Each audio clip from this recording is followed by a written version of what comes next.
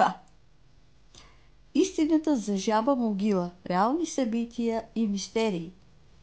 Място до село Шипка, в полите на Стара планина.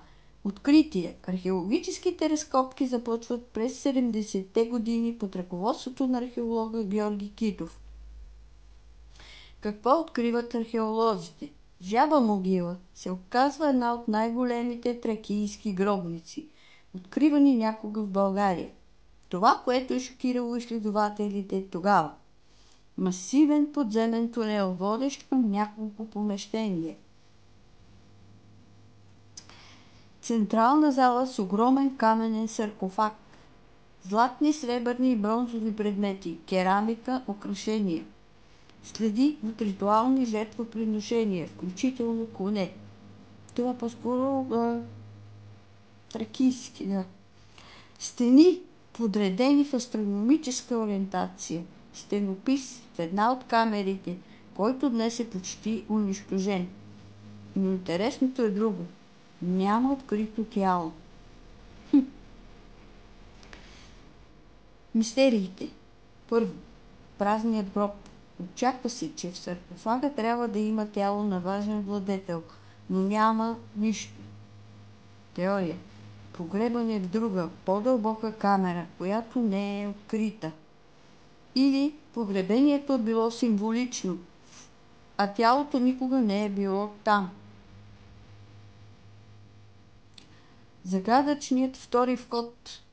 Има свидетелства от работници по разкопките, че открили страничен проход, който бил плътно зазидан с необичаен бял камък.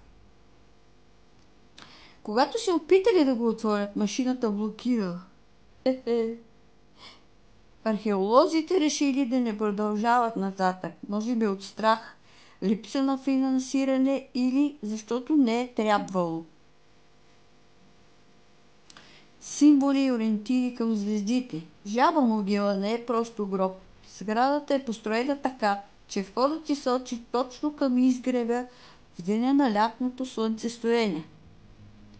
Подобна точност се среща в египетски, шумерски и майски храмове, което кара някои учени да смятат, че траките са притежавали древно астрономическо знание. Естествено.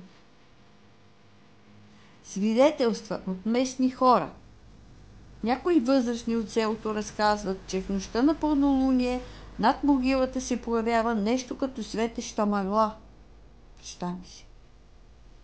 Други разказват за странни шумове и вибрации, когато минават наблизо по здрач. Един от бившите охранители споделил, че кучето му отказвало да се доближи до тунела, сякаш усещало нещо отвъд човешкото. Какво казва Георги Китов? Покойният археолог, един от най-уважаваните в България, неведнъж е наметал, че не всичко е показано на обществеността.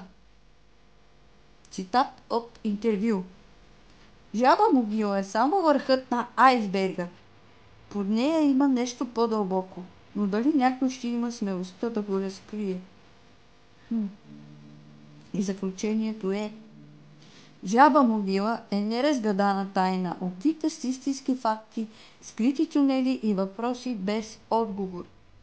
Дали наистина има по-дълбока зала, недостъпна за съвременните археолози?